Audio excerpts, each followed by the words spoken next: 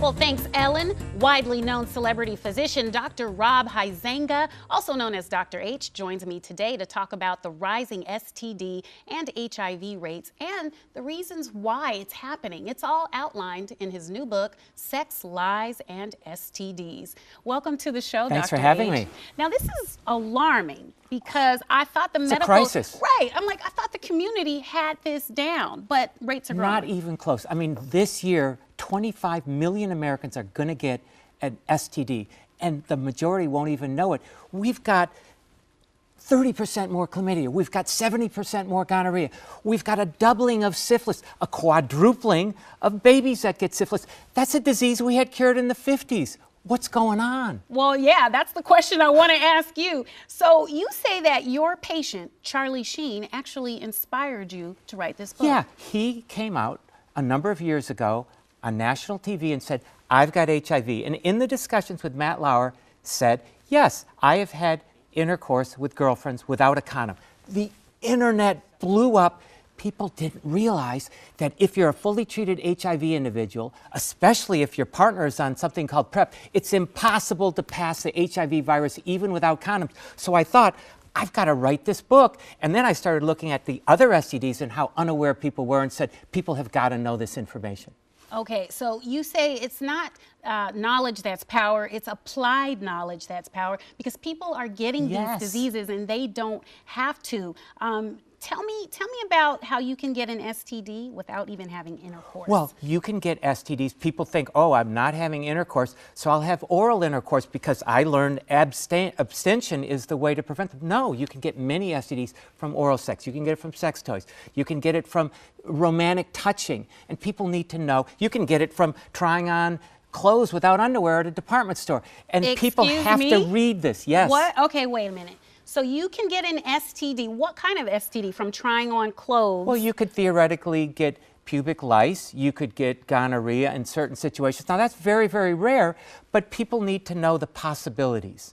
Okay, so if there is a vaccine, like an HPV vaccine, you should get it. Oh my God, yes, because we have a vaccine that has theoretical, everything's got possible problems. There's never been a documented case of an issue with HPV. There's some theoretical problems, maybe 100 people. We have 13,000 Americans this year that are going to die from HPV-related cancer, cervical cancer, rectal cancer, oral cancer like Michael Douglas.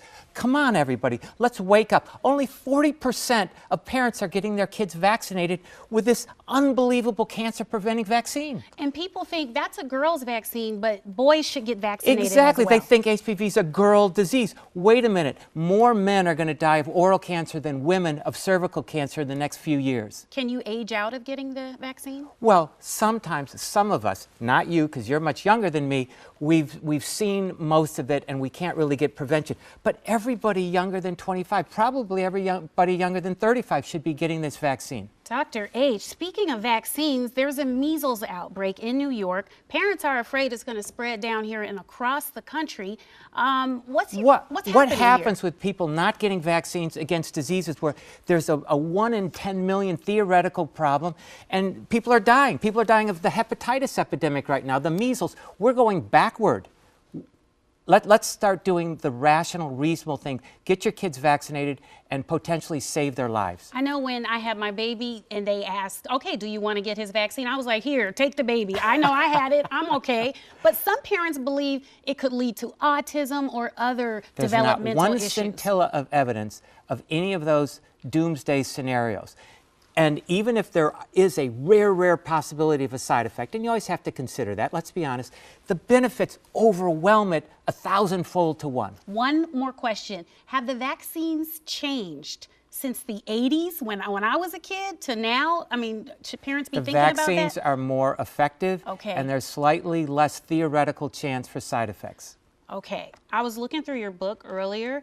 It's graphic, I must say, but parents can literally... But wait a minute, this disease is graphic, medicine is graphic, people dying is graphic. We're not all doctors, we weren't prepared for it. Some of us were taught abstinence-only education. Abstinence-only has repeatedly been shown not to work. People try other non-intercourse means of sex, the Bill Clinton definition of sex, and that also is extremely risky. Okay. And you know what? We need to, sometimes you have to shock people into doing the right thing, and if that's what it takes, then we need to do it.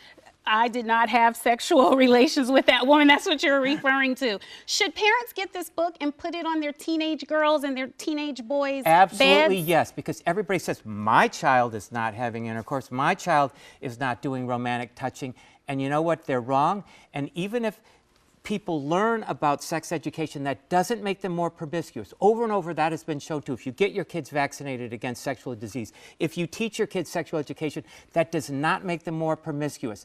And it saves their lives potentially. And we've got to, as a country, get our heads out of the sand. Dr. H, thank you so much. The book is called Sex, Lies, and STDs.